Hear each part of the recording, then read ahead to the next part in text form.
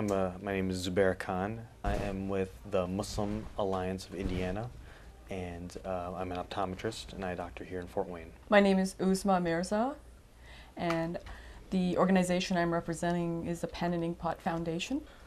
J. Tamir Rashid, president of ICFW Masjid Al-Quds, and I am a retired businessman. The FBI found that discrimination complaints against Muslims went up 1,600% after 9/11. So from 2000 to 2001, 1,600%. And specifically, that would be from 28 to 481, but 1,600% is still 1,600%. Zubair, have you found that you've personally been discriminated against after 9/11? Me personally, no, I have not. I grew up in Chicago. I grew up and I went to school, at Loyola University, and Chicago's pretty diverse where I grew up. And really, people and friends that I knew, they asked questions, but I was never discriminated against. And I've heard friends that and other people that were, but me personally, I was never discriminated against. I I was in Connecticut at the time, and I have not been discriminated against, nor was I discriminated against anywhere between Indiana and there. But I do know of people who were harassed by the FBI in Connecticut, and specifically for reasons of, because he was a scientist, a physicist, dealing with products overseas, and his wife as well, and they didn't do anything wrong, and luckily he had documentations to prove it. But their whole family was invaded by the FBI in a normal residential community, and their children, who were about the age of 7 and 10, were handcuffed, as were the parents, and they were searched and invaded upon their privacy. And what's amazing is that the entire community in the subdivision that they lived in supported them, and they said this was wrong. So I do, and what's also ironic is that they didn't find anything, and luckily this man had his proper documentations. And so that is one incident. And the only other incident I know of is that it wasn't, I wouldn't say it was me personally, but I used to also teach Islamic school at the mosque while I was doing my professional job as an architect. And I did have somebody follow me, and the way I know that is because when I left the mosque, I did a little cat and mouse thing to see what's going on, and then I went into a store where there was a lot of Muslims in an Asian store, and then he got out, he followed me, then I got up and left, and it was just the way he was looking at me, and I found out, and I told the head people of the mosque that this had happened. How'd that make you feel? I felt invaded, scared. I'm glad I was affiliated with that mosque in Connecticut. It was the Berlin Mosque. I don't know if I should be naming it, but it was a scary feeling, and having done nothing, and then having somebody who was watching the mosque and the people.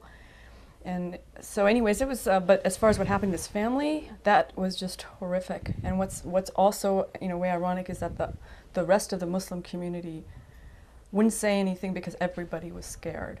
And this was obviously close to New York, close to the time of 9/11 and the vicinity of 9/11. So this incident of this family to me is not even comparable to what this one small incident that happened to me. So, I mean, it's... Imam, do you have any similar stories here in Fort Wayne, or can you speak specifically to yourself? Have you personally been discriminated against? Well, by virtue of the fact that I am a native of America and I am an indigenous person, and I am a part of the very fabric of what America is made of, I did not experience the kind of discrimination, the kind of hardships that perhaps people who were not native of America experienced.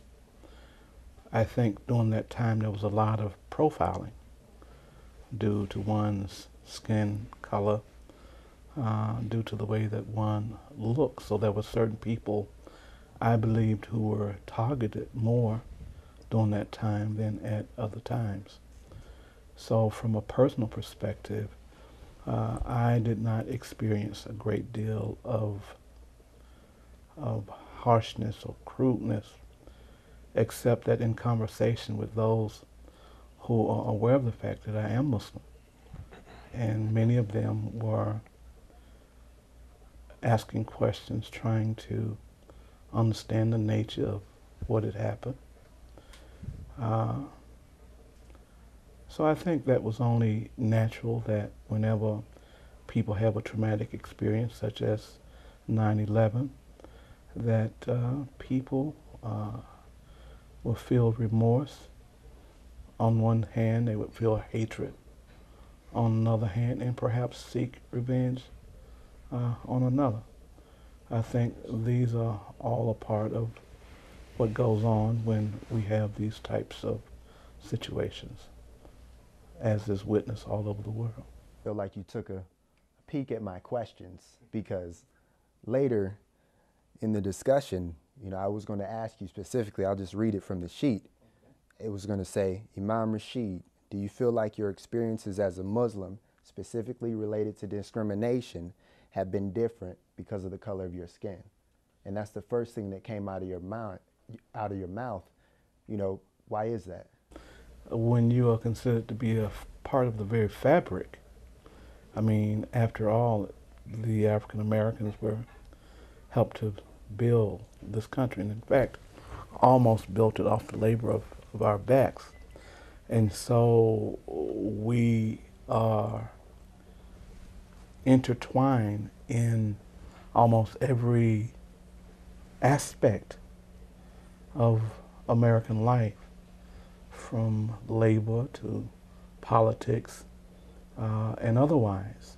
So when you look at it from that perspective, there is nothing unusual or unnatural about me as an African American, especially when you see, even in the White House now, someone who looks like me.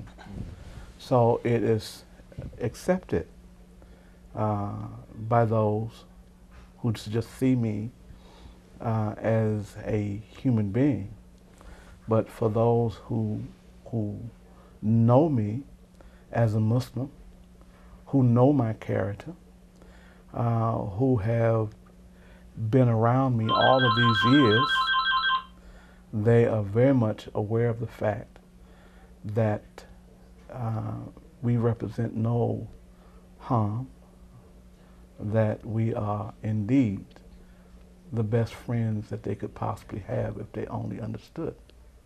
Have you witnessed and you kind of touched on it, you talked about you've heard stories or you've witnessed this happen to other people? I haven't witnessed it, but I've heard from other people that, again, they were profiled maybe at the airport. Luckily it's never happened to me. If I've been set aside, then they were very respectful. They'll just check my stuff and very respectful. You can go ahead. But I've heard other people that were actually questioned, like at the airport. And most of the time it was just nothing. You just wanted, maybe their name sounded a little suspicious. But I haven't, I've heard from others, but you just hear all these stories, mm-hmm. but I've never experienced it. But what if it did happen to you? If it did, I was actually, every time I would, in the beginning when I would go to the airport, people would be like, be prepared, if you're going to be stopped, and be prepared to be questioned. So I was, if I was going to be questioned, I had really nothing to hide. And they could check me out, check my background. There was nothing. To me, I felt like I was more of an American as American as it can be, because I was born and raised in America. This is all I know. Whenever I would visit, like India, where my parents are from, even though I looked like them, I still felt out of place. I just felt America was where I'm. And America's called a melting pot for a reason, because everybody comes, different cultures come to America, and we blend in, and you feel normal when I'm walking down the street. I don't feel like I'm Indian. I don't feel different. I just feel like I'm just a normal person walking down the street. I don't feel like I get discriminated because I'm a Muslim, even though I might look different than the normal, typical American person, but I've never had that type of problem before. So. I think it's vitally important that we not overlook the fact that even though none of us experienced directly any hatred, but the fact of the matter is that there were mosques that were burnt to the ground. There were Muslims who were attacked viciously. There was burning of the Quran, our holy book. And so it did not go without these harsh realities. So I think that it's important that we understand that those things did take place. Is it different as a woman when you think about the discrimination that you may face? I think, as far as a gender, I think there's many levels of discrimination already. It happens as being a woman in the professional world. But then when it comes to 9/11, it adds to it. But I think when it comes to the discrimination, the Muslim male or female, when things were happening, we all came together. That other brothers would stand for the women, or women would stand for their brothers. So it was, and that's pre 9/11, after 9/11. And as any community, any community has inner conflicts, other issues, but when 9/11 happened, there were things that were happening. And this incident that happened to these people with the FBI, they were friends of mine. They weren't just an incident, and they made the front page of the Hartford Courant. And what's amazing is people were scared. People were scared to support them because nobody knew, are they bad, are they good? Everyone. But I will say that in my profession, my colleagues, other architects, the partners where I worked, they were very supportive. They said, if anything happens, we're going to support you. Out of it also, I had been part of a organization where I was with I learned a lot from my elders, and that's when the first taste of Ramadan that I had heard of began, and that's where I learned this concept, where right after 9/11, the Berlin Mosque initiated this event, and I was with their organizing group, and over 300 people came just to find out, what is Islam? Who are these Muslims? What are Muslims? Is it a cult? Are they human beings? How important is that outreach?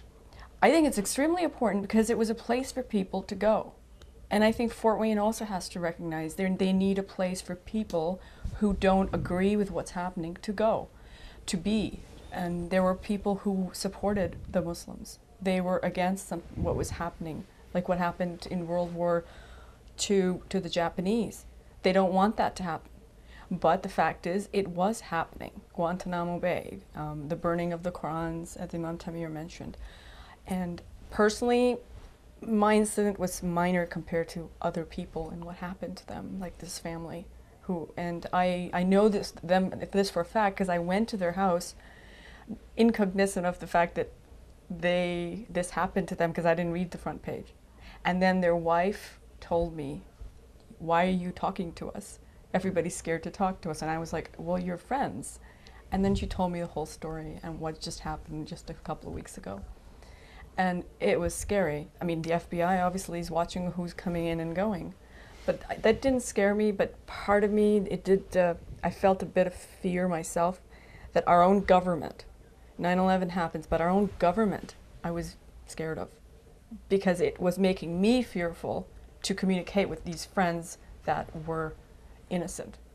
And that I can say with everyone, because nobody wants, it's the government creating this fear, and that's, I think, not right, and we have to be careful because our Constitution by Jefferson was created for these very days when fear will overtake people's actions, and therefore the Constitution prevents such people from fomenting. But unfortunately, with Patriot Act 1 and 2, we allowed such people to rule our fears and increase our security. in our airports and everything. I mean.